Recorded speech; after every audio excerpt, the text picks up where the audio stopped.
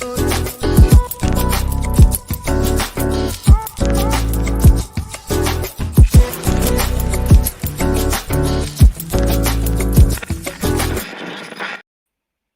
afternoon, everybody, and welcome to Building the Black Educator Pipeline podcast. I am your host, Shayna Terrell, educator activist dedicated to the lifelong struggle of freedom and liberation for my people. As you guys can hear, second week in a row, I'm still out here a little bit stuffy. So please forgive me for the little cold I got going on. But shout out to all my peeps out there, all my co-conspirators who come back week after week to support and watch us and support Building the Black Educator Pipeline. And of course, shout out to all my new folks out there coming to support and watch today's show and joining on this topic. We love you. We appreciate you. And of course, shout out to the Center for Black Educator Development and Citizens Ed for creating this platform for us to talk to real people in the real struggle, doing the real work. Today's theme, we'll be talking about building the Black Educator Pipeline through literacy. We're going to talk about humility and accountability, a new direction in literacy. I'm very excited about today's show. So, of course, I got to shout out and welcome my guest, Mr. Kareem Weaver. He is the co-founder and leader of Full and Complete Reading is a Universal Mandate, also known as Fulcrum, and a member of the Oakland and California NAACP education committees. He's currently working to improve literacy rates across the country by engaging stakeholders around reading instruction and systematic structures needed to cultivate excellent outcomes for students.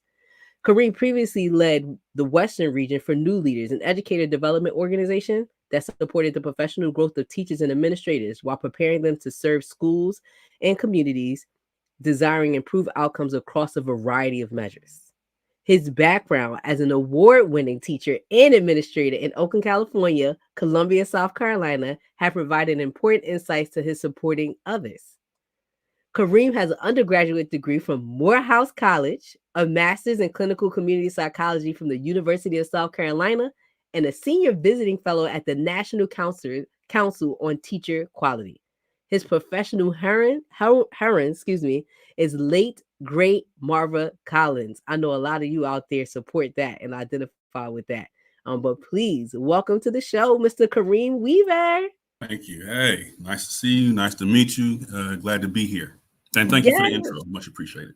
Of course, we are excited for you to be here because the way I'm feeling right now, this is definitely a topic that is timely. And you got a lot to talk to us about on it. Okay, today we're gonna be speaking the truth out here. Ain't that right? Hey, got to. No other way. No other way. Guys, but what I love to start with, I always ask my guests, because I feel like it's important to know, for you to share your educational journey with us. Like, what inspired you to get into education? I got into education because arson didn't work. Brother, what you trying to burn down our ass? Okay. When I was about 9 years old, so I'm one of them people that grew up in the crack epidemic, the crack era, and I had family impacted by that, close family. And in South Richmond, where I grew up in California, it was hot. Everything was hot. But down the street, down from my elementary school and down the street from my house was a liquor store that sold all this drug paraphernalia. Brothers Liquor Store. It's still there to this day, a version of it. And one day I decided to burn it down. I was 9 years old. I couldn't understand how you could sell openly drug paraphernalia in the community. I mean, not just zigzag. I mean, pipes and Oragel. Don't let me get into the formula, but all the stuff. They sold all of the makings of drugs right there in a display case. I tried to talk with them. They wouldn't listen. And so about 9 years old, I went in there one morning, probably about 4 o'clock in the morning, and threw gasoline on the side of the building and tried to burn it down. And I sat there, and it was, come find out, it was made of cinder blocks. So it wouldn't burn. It didn't burn. So you can imagine a little black boy out there in the middle of the night, with fire and police out there, in handcuffs, watching this thing not burning. And I'm sitting there in tears because I didn't know what to do. And the officer told me, he was an officer, could have been a firefighter. He said, there's other ways to help your community, man. I get it, but there's other ways. And so here I am. It just some things we think kids don't know what's going on and they don't feel it. Nothing could be further from the truth. I couldn't understand how the adults could let this happen. So, at 9 years old, that was my level of understanding. Well, shout out to whoever raised you, and raised you with that revolutionary fire and that Yeah. revolutionary spirit. I'll tell you this, that's one of the most unique stories that I've ever heard about how somebody has gotten into education, because Yeah. arson didn't work. You said we want to burn down all this poison in our community. Like, I'm gonna take my community back at And 9 years old. the thing Strong. about it That's is powerful. what really got to me is that the adults, everybody, all the grown folks were acting like everything was all right. Wasn't all right. I mean, it was hell let loose back then. If y'all remember that era in Black communities, I mean, everybody was going to jail. Guns was flooding the community. Drugs was in the street. And it's right down the street from a school. I was like, no, to hell with this. And I had relatives caught up in that game. What you gonna do as a kid? And it's the same. I look at it, education right now. Everybody's getting paid. Everybody's making their money, right? And business as usual. And the adults are sitting here looking around like, I don't know. They don't have no solutions, when really the solutions are right there in front of our faces, but everybody's acting like they don't see nothing. Like they don't see. And I don't know how else to burn it down, but just tell the truth and hope people and push people, not hope, but push people to do right by kids. That's, some people look at me right now. He's a charlatan. He's crazy. He's going against this, man. I'm pro kid, and call it what you want to. Pro So kids, kids come first. Yeah. Yes. So how do we go from burning down, literally attempting to burn down a liquor store, to like, I choose as a education? Because there's so many other routes you could have took, right? In order to help your community, but you chose to be an educator. Why education? I thought there were, but actually, I don't think there are that many other routes. Speak to that. If you're gonna look, if the kids can't read, nothing else matters. I mean, we could talk about it, unless if you 6'5", 250 pounds, and run a 4.40, you got action. If you 6'10" with a 7-foot wingspan and can shoot the three, hey, they got action for you. You in the game. You know what I'm saying? But most of our kids are not like that. Most of our kids are just regular kids. And if we serious about cultivating their potential, if we're serious about keeping them out of jail and not just throwing buzzwords around, if we're serious, education really is there. You some could argue maybe church and religion. Okay, fine. The spiritual component, yes. But what I'm saying is, on a day-to-day basis, education is it. So I decided to drop my bucket right there. And I taught for about way too long. I taught as long as I could. And then I transitioned to administration and try to make a difference there. And but to me, education is the way. Maya Angelou said that the elimination of illiteracy is as serious a challenge as the ending of slavery. But that's powerful. And the reason why it's powerful, because I think that we talk about reading and we talk about literacy like in everyday conversation, like it's nothing. It doesn't hold the same fortitude and magnitude as that comparison that Maya Angelou just made. The importance of how important it is to read. And even when you talk about a level of education, everybody talks about education and education being the key and how important it is for folks to be educated. But when you get down to the crust of it, literacy is at the base of that, right? Every Kids class gotta you take know how to read. That's right. So go to high school, sit in a science class or history class or math, man, it's reading class. When you can't read, everything's a reading class. Yep. Go to 10th grade history or 11th grade U.S. history and see what it is when you can't read. I don't care what the content is. You got to get to the content. You can't just look at pictures and YouTube all day. You're going to have to read a book at some point. Yep. Technology can help you, but so it's all, and so that's what I'm saying. We're going around in circles, letting people spin us up about what's important and what's not and all this. And that's fine. But look, at the end of the day, if our kids not reading, they in a world of trouble for the rest of their life because they're going to be chasing it. We're going to get into that. So, you left the classroom, did some administration, but you're doing tons of stuff now. But one of the things you're doing is leading an organization called Fulcrum. Can you tell us a little bit about your org? What's the purpose? Yeah. So the purpose is to put feet on some of the work that the NAACP is doing. They took the lead.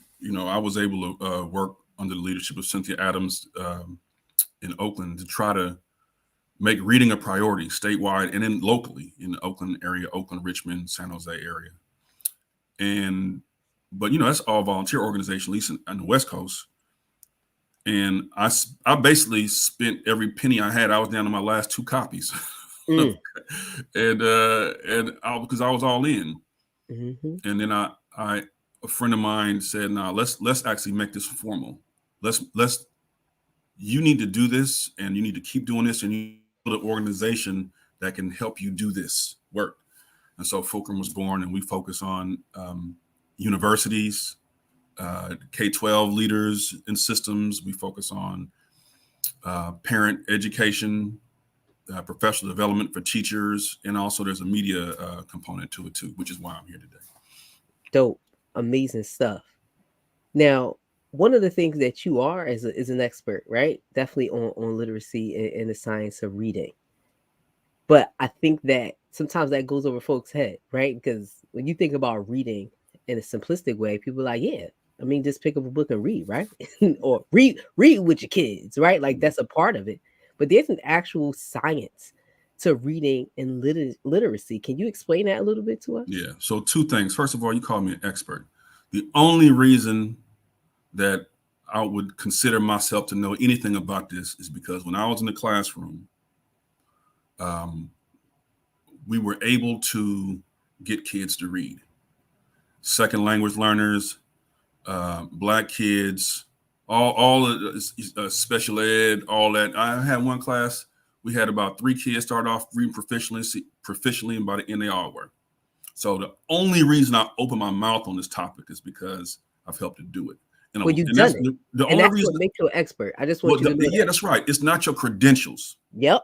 It's not that you went to graduate school and doctor so-and-so. And now I want to hear that. Man, look, a lot of people are in positions, and because they got that title on the door, expert or whatever it is, we start bound. Look, no. Can you teach a child to read? If not, you either can lead the learning, or you need to step aside. So the only ounce of credibility I have because I was able to get children to read. That's it. And then your second question, I got too far. What was the other part of it? You asked me what? Just talk about the science of reading and the science of literacy. Yeah. So this isn't anything new. There's been research on reading for decades. And there's a way that we acquire the skill. It's not innate. You're not born knowing how to read. And if you leave kids in the woods and all of a sudden one day you give them a book at 6 years old, they're not going to just start reading it. They have to be taught. It's an acquired skill. In fact, human beings it's not a natural thing, but you can learn it. And there's a process and a science behind how we learn it, how we acquire the skill. A lot of people know that there's some pillars that for a long time we've talked about these pillars of fluency, vocabulary, comprehension, phonemic awareness, and phonics, and that's got to be in place. Yes, consistently, systematically, and directly taught. Yes, and there's other things, oral language development. You have writing.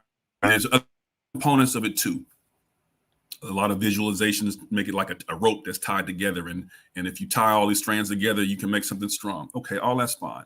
But the bottom line is there are particular things that need to be taught specifically and systematically without skipping around. That's really what it is. Just don't skip around, especially when it comes to the foundational skills. And it's a shame that has to be called a science. My grandmother would have called that common sense. Just don't skip around. Teach it all step by step. And there's some people say, no, that's boring. Man, I ain't never seen a kid drop out of school. And you say, why you drop out of school? Man, it was the phonics. I was so bored, I had to leave. Man, come on, man. Stop playing with our kids. It's more than just phonics. In fact, before phonics comes phonemic awareness, which is the biggest thing our kids miss out on. How do you hear things? And how do you take the sounds and attach it to symbols, the mapping of it? All that is usually skipped. Over. So science of reading is really those pillars, but doing it systematically, explicitly, and directly, and not skipping steps. That's all it is. And doing stuff that evidence shows actually works. And what I would love to talk about and definitely expose here, right? Because how we're talking about the science of it, like, yo, we have these pillars, you do it, you know, in a certain sequence, in a certain order, and that's how you get kids to read. But there are some like super common mistakes and common assumptions made about the science of reading that like are perpetuated, right? And like people are still doing them, still happening. Some know science of it, some don't. What are some like common mistakes or common assumptions made about the science of reading? That is just phonics. That's the main one. It's just phonics. That is boring. That the kids won't love reading. That you shouldn't teach these things too soon. Kids will learn when they're ready. Oh, that's common stuff. Or here's one a common mistake that's made is I'm going to have them memorize these words, and when they memorize these words, then they'll be able to read. Well, if you teach them Mandarin Chinese, that's what they do, and that's okay for that language. But this is a phonetic language. You got to be able to crack the code. And I'm glad you asked that question, because a lot of publishers, because now it's hot, people are talking about science of reading, so they slap science of reading on their box for their curriculum, and then these school districts just buy it. They science of reading, and they buy it, and it's happening all the time, and they don't really dig into it to really research to see, was this designed to support our kids? Does this have any evidence that it works? Nah, they just science reading. Oh, okay, yeah. Now we can check that box. So the other thing with science reading, which I would say, and was really, really important for school district leaders, which is anybody can get a checklist of things and make sure it's all in there. That's not going to get the job done at all. In fact, it's going to make it go backwards, because people are going to get frustrated. I've seen some curriculum with 10 books that teachers are supposed to use. Man, stop playing. If you got 10 books, you don't have one. You know what I mean? It's got to be doable. And in the main part, everything's got to be baked into the main part. It can't be at the end of the day, when that door closes and that teacher is in there with 30 some odd kids, man, they're going to do whatever they have time to do. So if it's not baked into the main thing, it's all for naught. And when you're saying baked into that main thing, what it sounds like, I hear you saying, is that district leaders have to buy in.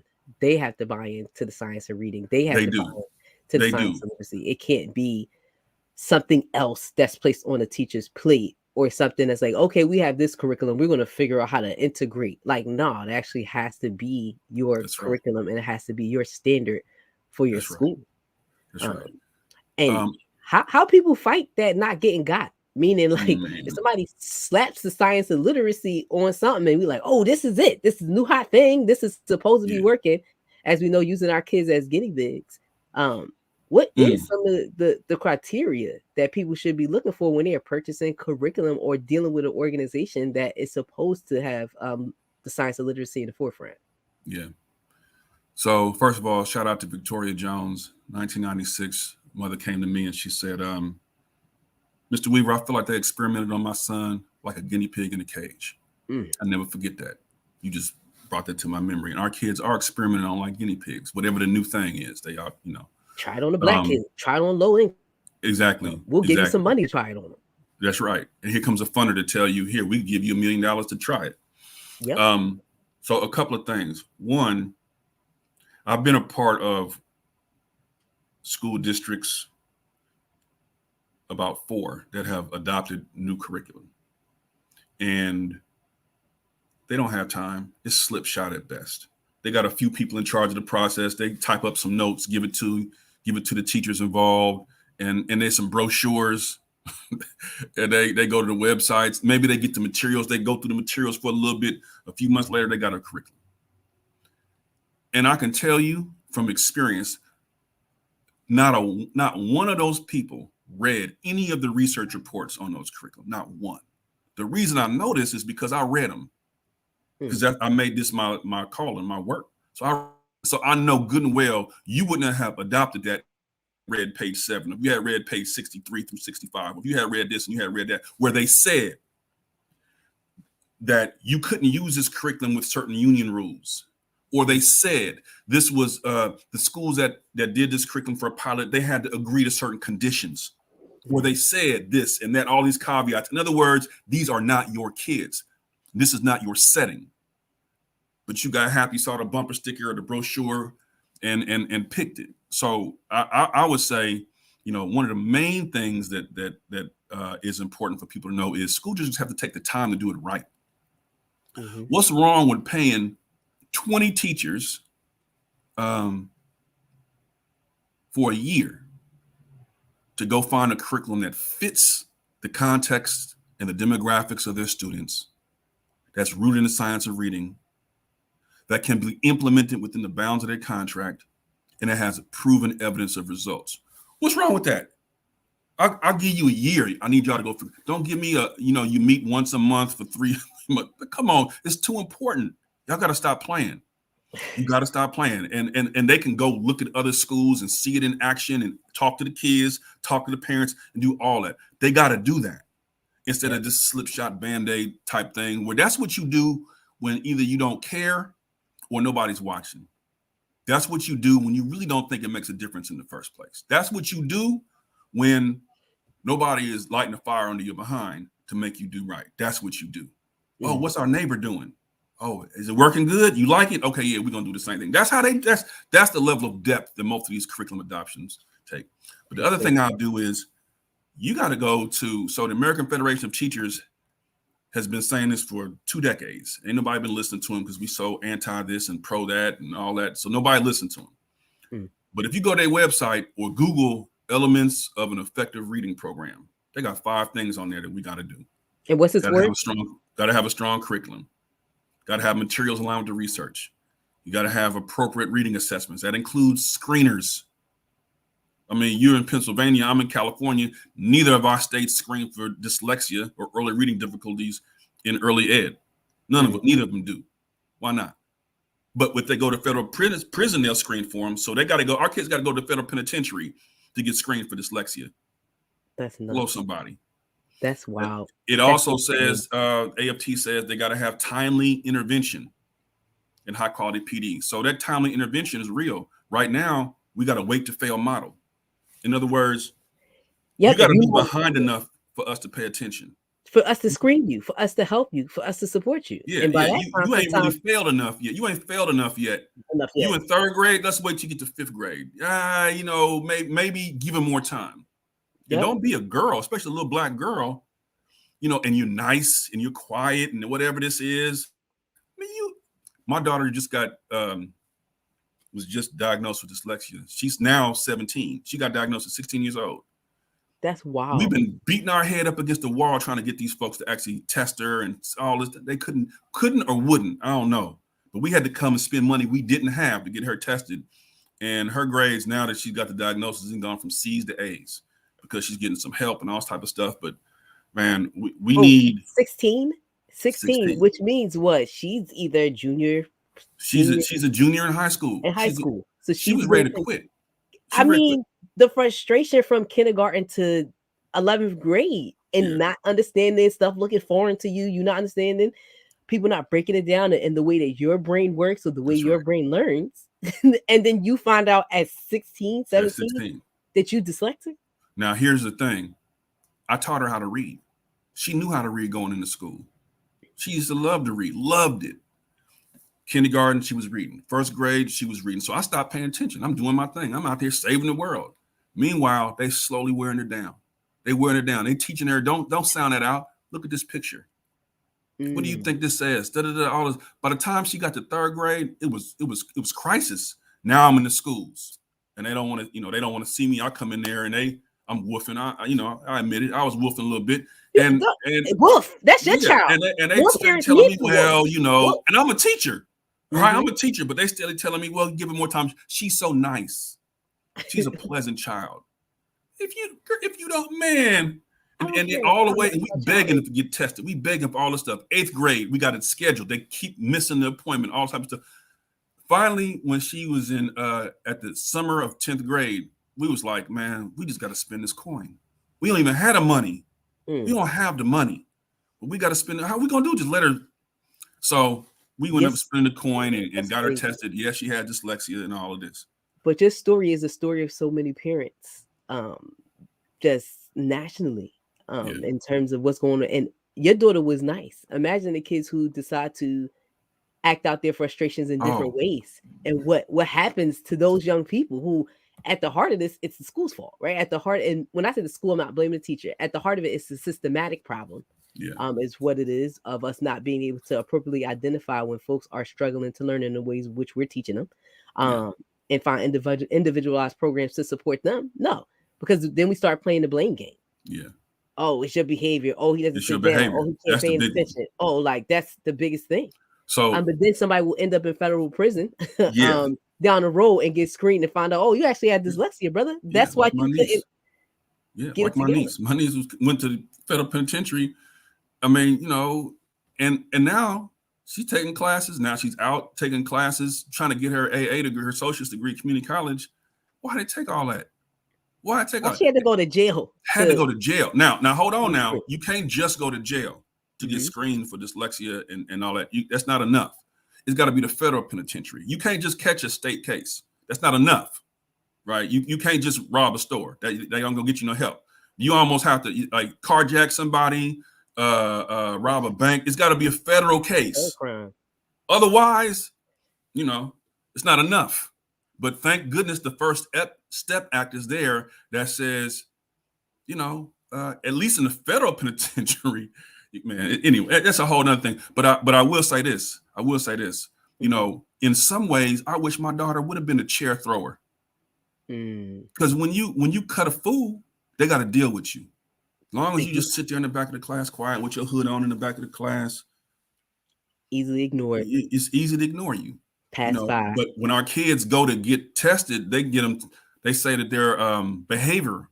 They go to SPED for behavior, not realizing that it's they can't read. 80% of referrals to special ed have a root cause in reading. And people, so those numbers, right? Like that facts that you just spit just now, 80%. When 90% of them are treated by a positive behavior support plan, right? Like that's or ED label. That's what happens to our kids. Instead of, like you said, 80% of them is some type of root cause with literacy or reading, or how their brain processes or comprehends. They did a study in Texas, University of Texas, the prison system, and they found that 48% of the inmates were dyslexic. 48%. But when you're spitting these numbers, like this is real data. This isn't something that somebody's making up. These aren't assumptions. This Google it. Y'all got Google it. 48% down in Texas. Now here's the thing. Dyslexia is a diagnosis of privilege. Yep. Explain what that means to people. Usually when it used to be that they didn't really ask for you unless they felt like something was wrong. But you know who they think something is wrong with depends on what they expect from them in the first place. Like my sister Risha Conroy with the Dyslexic Alliance of Black Children would say, you know, you got to have expectations of somebody for it to crop up on your radar in the first place. So you got all these kids who are African American who they don't have a dyslexic diagnosis. They're just bad. These bad kids. These kids is bad. Okay, they go into special ed for behavior reasons, right? Now, if you got the money, you can get a private test, education test, and you can get an official diagnosis. Now they got to deal with you. Now you got some rights according to the federal government, right? But it can't be the case where we just say, you know, you get help when you go to the penitentiary. That can't be the thing. And there's some things that we can do before then that we should be doing. That schools should be doing, that we should be accountable for. But I want folks to understand the gravity of what you're saying. Teaching a kid to read the right way is a direct correlation to their quality of life in the future. And it can't be this placement or the burden put on parents who don't have money and resources due to, again, another systematic issue. I think a lot of times we politicize education, right? Like Yeah. we know that happens. That's what the noise is. So Yeah. is race at the heart of some of this? Most definitely. But go yes ahead. and no. Yes and no. I'm gonna lay it all out there. Lay All it right. out. So for the last 15 years, we've been doing a lot of what they call balanced literacy, which sounds good. Who wouldn't want balance?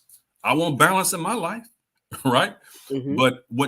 But that was really a derivative of some concepts in education called whole language.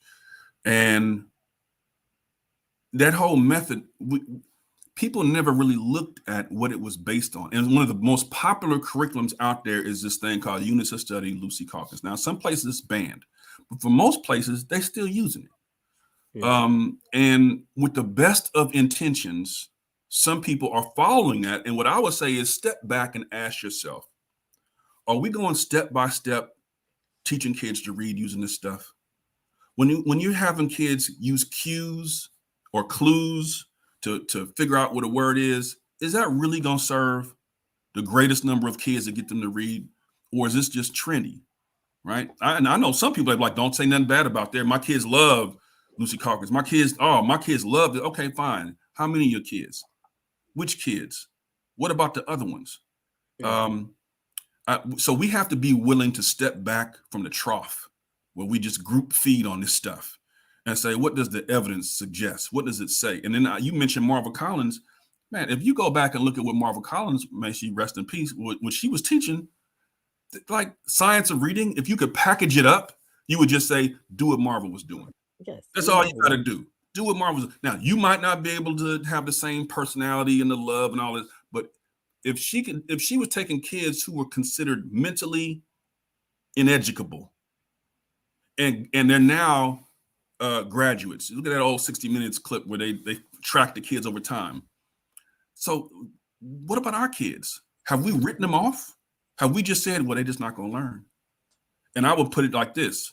There was a Facebook group where one of these popular methods has a forum. And the moderator got mad and they said, I'm tired of you guys turning this whole system upside down just because it's not working for 20% of kids. Hmm. And that was the dyslexic people. Those dyslexic parents go hard. They go hard. They go hard. Right. So, but they were saying, why are we turning the whole education system up for just 20%? Now, family, think about what they're saying. When they say dyslexic, they weren't talking to Black folks because they don't think Black people, they don't marry us with that for whatever reason. They were talking about white soccer moms who are going hard in the paint for their kids. And they're saying, why y'all tripping? It's working for everybody else. Now, here we are, Black folks, kids going to jail left and right, shut out of society. And the publishers are saying it's working good. Why are y'all complaining?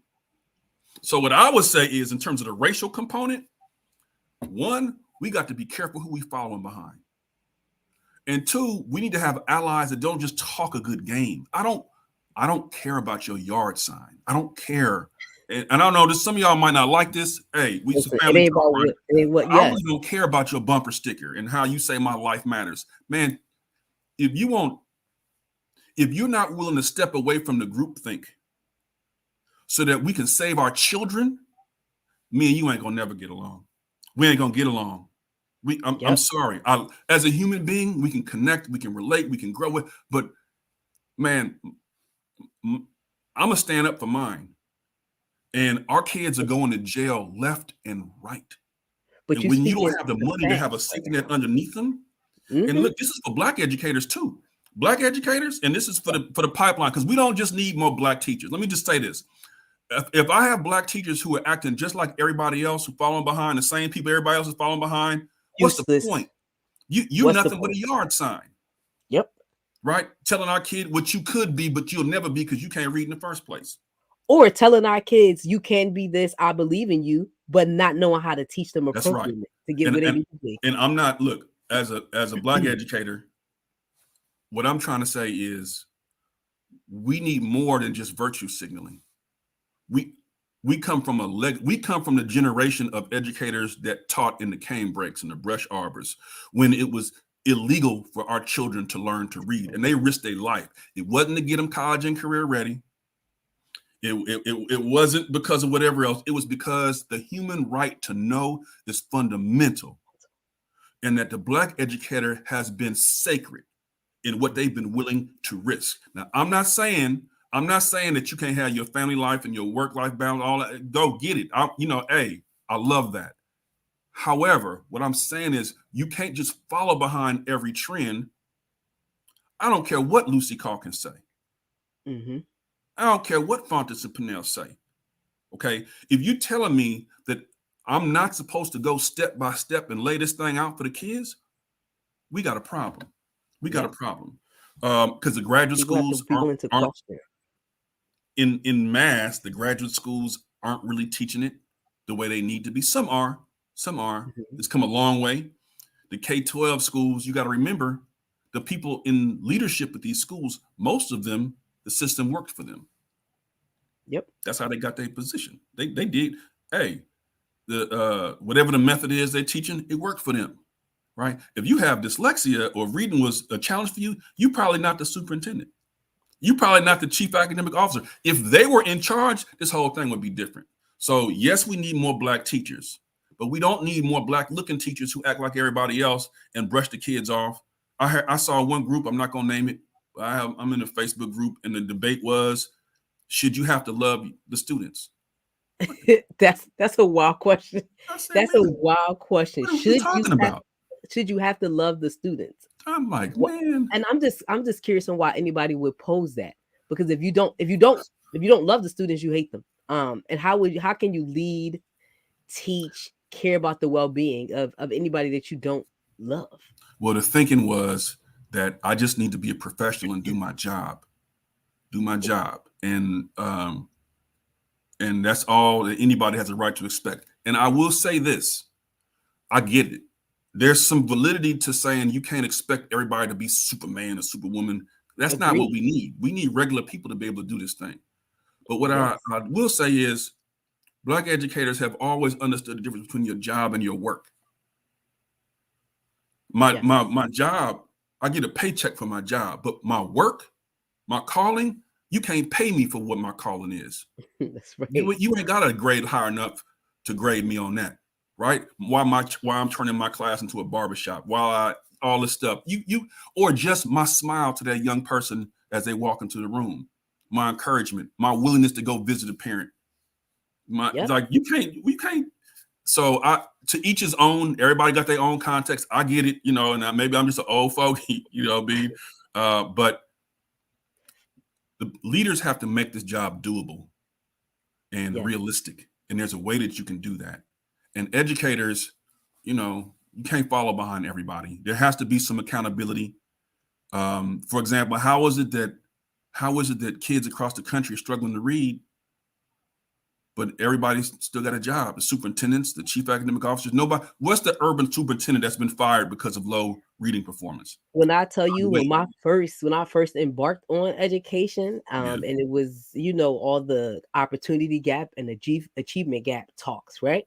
Yeah. And my whole thing was like, I don't know a job in America where you will be able to not be productive and still keep your job, right? Yeah. Like where there's low production, or you got 80% of the kids graduating from your class or moving on to the next class and they read on grade level, and you just year after year keeping the check, or like this is just school.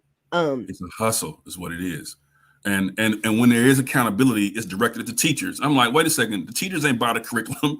The teachers ain't make all these decisions. The teachers didn't teach the university classes. Yeah, it's not the teachers. You got to start from the top. That's the school board and the superintendent and the chief academic officer. They got to get their act together.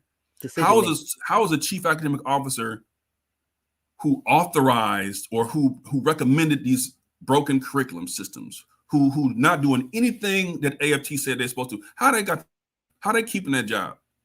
And that's on us, because it's not hot enough. The reason they didn't keep that job is because ain't no pressure. We so busy fighting, and hey, I'm finished up. We so busy fighting and going in circles about things that don't really have an impact on our kids' lives. So I'm gonna name this, for example. So the whole controversy about critical race theory. Okay, all right. There's a racial lens for things. Institutions go all okay. I get it. At the college level, I get it. Man, our kids can't even read the theory.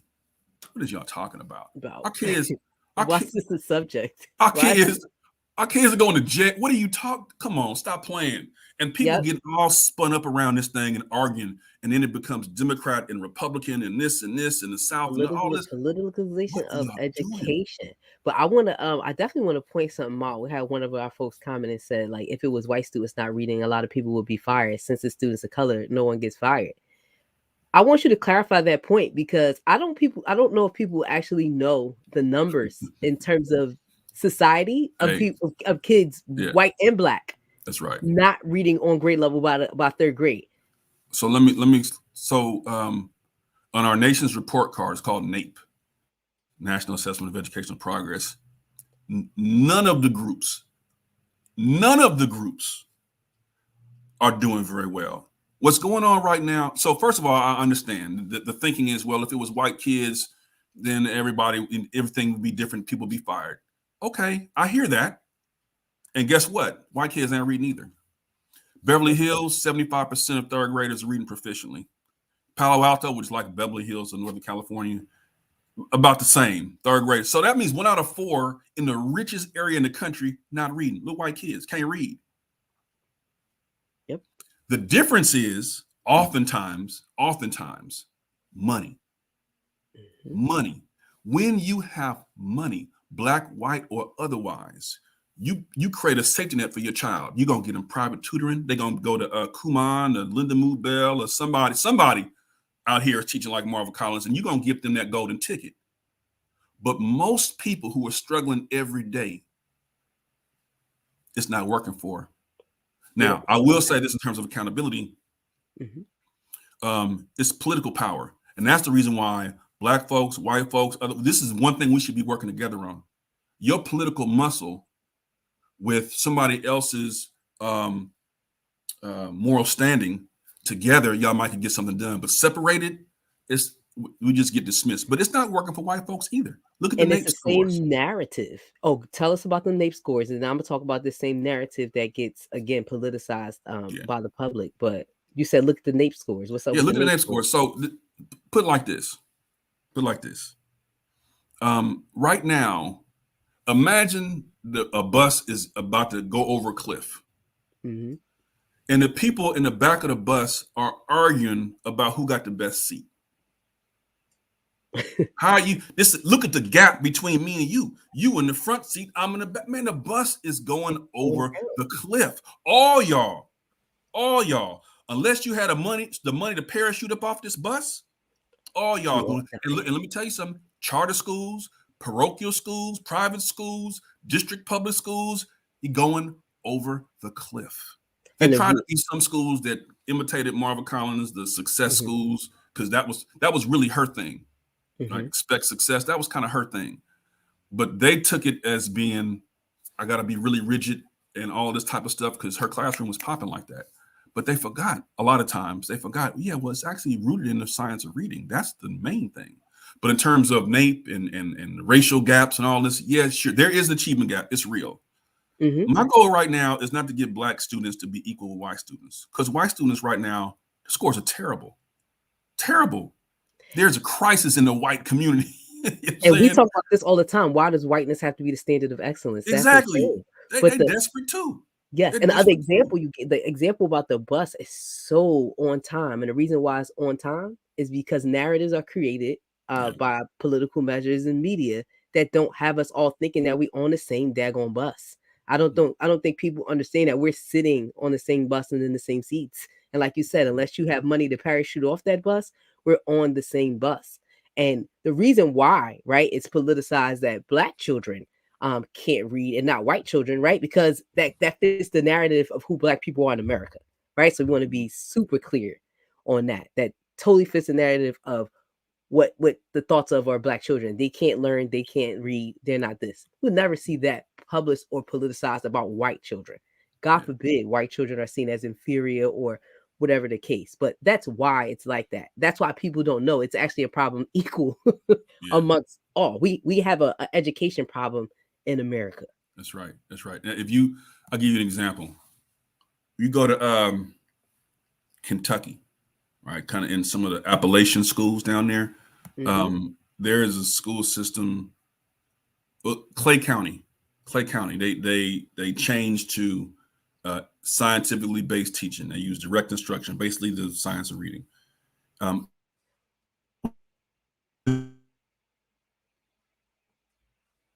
Hey, think we might have lost Mr. Weaver because we froze. Oh man, it was getting good too. Talking about the science of reading. But until we get Mr. Weaver back, definitely, y'all, what I want to point out and the importance of this conversation is, yes, like there is an education problem in America. Like we just have that. And I think the more that we politicize the issue of education, and it's not wrong with talking about race, or race is a part of the problem, but the more we politicize education, the more it is a detriment to our children. Mr. Weaver, you back? Yeah, I'm back. Sorry about that. So I don't know what happened. The thing cut off. It's all right. But I was just gonna say that, in rural Kentucky, in Appalachia, there's a place called Clay County. They went from 26% proficient in some schools up to the 90s. Right, Seaford, Delaware, Lane, Oklahoma, across these groups, all demographics, second language learners, Black kids, Latino kids, you name it, everybody. But the common trait was that they first recognized they had a problem. Secondly, they fixed the curriculum. Third, they got people real training, professional development, right? And fourth, they put in place some leadership things that allowed people to monitor and support the folks in the field. So it's doable. Every group is struggling with this. And I can tell you, I know people with plenty of money in their pocket, kids can't read, and they don't know what to do. And it's a problem. But we see everything through race. This one, yeah, race can be a factor, but it's also class. Class is a huge factor. You got the money, then you tripping. You don't really want to spend your money like this, but you can make a safety net to whereas they won't fall through the cracks. But if you don't have the money, man, I don't care what color you are, you SOL. You are, because you are now subject to whatever district, whatever quality of learning, whatever curriculum, or whatever is there, and you just have to deal with it. And that's black, white, green, or blue. You don't have money. There's a certain piece of this that you can't escape. Yeah. You just won't. Here's the game that they don't want you to know for parents. So a lot of people with money get an education lawyer, and they go into these IEP meetings, these special meetings, and the lawyer demands certain things, and they end up getting their kid into what's called a non-public school placement. Yep. All these schools like AIM Institute and all these other wonderful places for kids with learning disabilities, it costs $40,000 a year. They're getting in for free. Because the education attorney knows the game enough to talk that talk. A lot of us, like my brother. So I went to his son's IEP meeting, 2nd grade. I go in there, and they ready to put him out. I told my brother, I said, man, there's nobody in this room that's got love for your son. Nobody. They ready to get him out of here. You could tell by the look on their face. So that's how we dealing with it on this level. But we got to realize that it's not just race, it's money. Money is a factor. And if you don't have the money, you really are dependent on the system to get it right. And as Black educators, you got to take it upon yourself. It shouldn't be this way, but you got to take it upon yourself to make sure you're getting the training and development you need. And starting off by going to the right college for your credential that's going to teach you right. So you're not having to learn things on top of what you already had to spend money and time on in the first place. Yep. But to not, we definitely talk about class, talking about race, but why is it, and I just want people to hear this, why is literacy so important for the Black community, Black children especially? I'm sure you heard that old saying that was popular, the old Klan narrative, that if you want to hide something from a Black person, where do you put it? In a book. In a book. And we know that. And that was a narrative for, 150 years now. Is it wrong? We have to get, this is, When you can read, your economic opportunities open up. You're more likely to be able to keep your family together. My daughter, one of the reasons I started this is because she saw this newspaper article, and it said 75% of Black boys in California can't read or aren't reading proficiently, whatever. 75%. She looked at me. She was 13. She looked at me. She's like, "Dad, is this true?" I was like, "Yeah, it's true." And I could tell what was going on in her mind, which was, what does this mean for me? Yes. As a young Black girl, when the Black boys can't read. Think about that, the sociological implications of that. Yes. Who is my future partner, right? That's Like, even right. if she's not thinking that, like, but I have 75% chance of marrying a man who graduated from school, not reading no grade level. What kind of job is he going to have? What kind of future and security? What type of career? What type of provider? What type of project? What's really going? And so she And looked what's at his me, level of and availability? my daughter Right? said, Because the lack of education leads to crime, right? So what's all of that? My daughter said, in all her youthful wisdom, she looked at me and she said, "Dad, what y'all doing about this?" She said that. "Dad, is this true? What y'all doing about this?" And that's the question we got to ask. That's the question. What y'all doing about this? We can't just talk about it. We can't follow behind everybody. Our kids and have we're to be saying, taught. like, what are we doing about it, right? We know we in a pandemic right now. COVID-19 that took over the world. How does this actually give us an opportunity to redo literacy? Like, what steps can people take to go ahead and do something about it and make a change? So let me tell you, at the educator level, you got to get the professional development. If your certification program didn't cover dyslexia, didn't really teach you how to teach a child to read, only you know that. Well, you got to go get the help, and you shouldn't have to pay for it too. You should be able to go to your chief academic officer, go to your board member, go to whomever and say, "Look, y'all got to, come on," or to whoever leads the PD.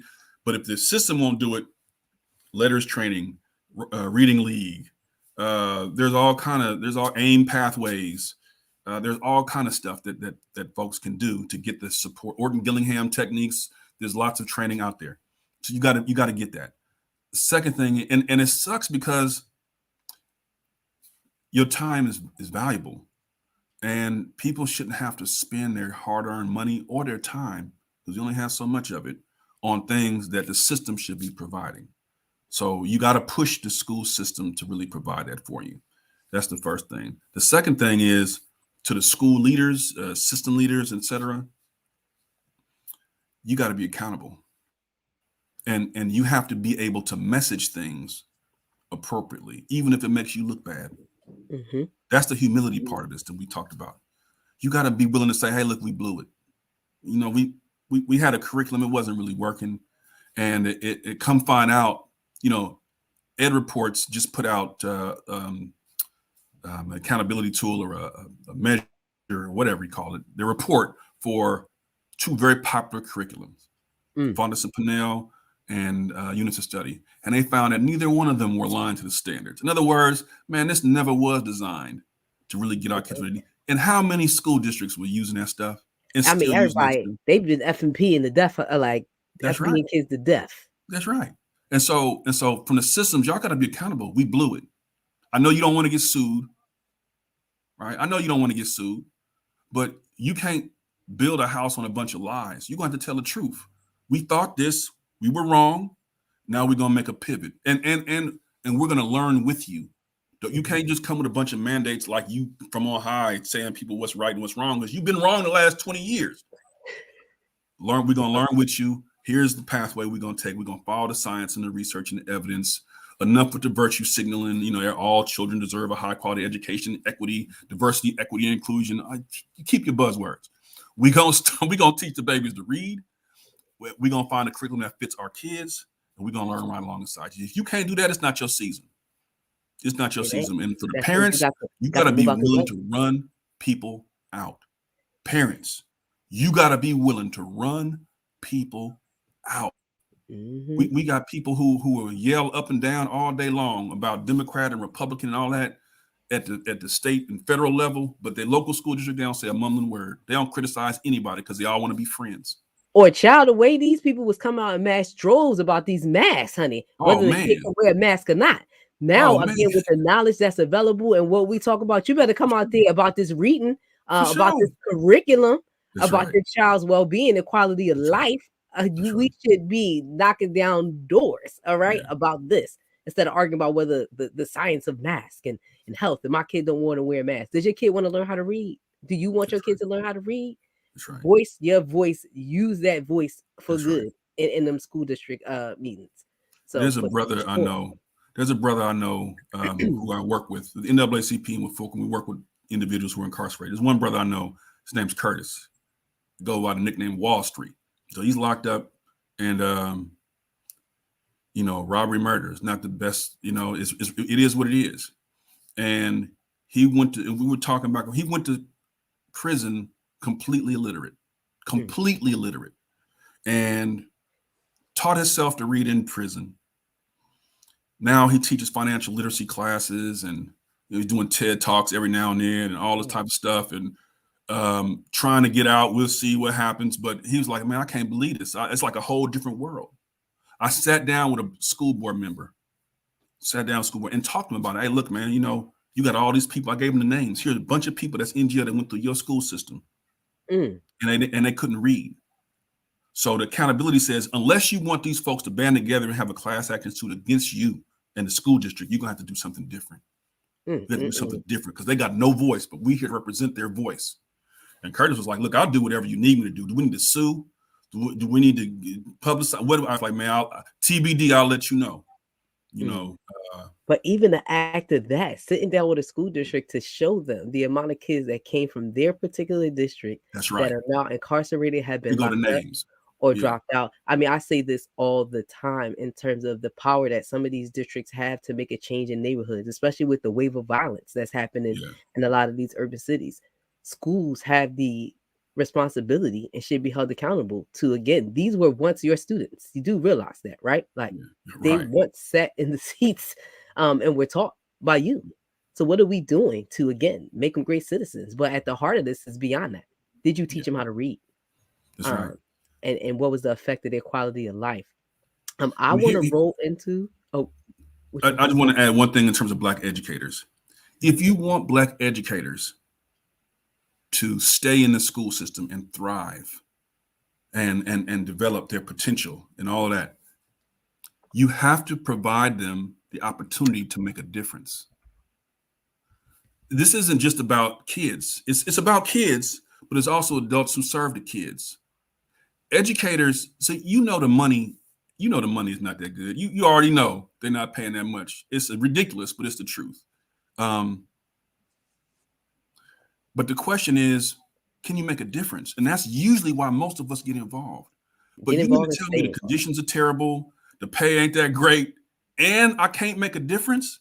That's when people tap out. That's when they say we got to go. And that's why there's a shortage right now. So if you want to build that Black educator pipeline, you have to make sure they have the skill of teaching people how to read and to be able to do that in a way that allows them to do their job. And if you're a history teacher and 10th grade history teacher and kids come to you and they can't read, your history class is all the way different than when kids come in, they can already read. It's all the way different. It is. So it's critical also for the Black educator pipeline. Oh, I agree. I do want to take this time as we're talking about Black educators to give you the floor right now for our Thank a Black Teacher segment. We're going to kick it off right now.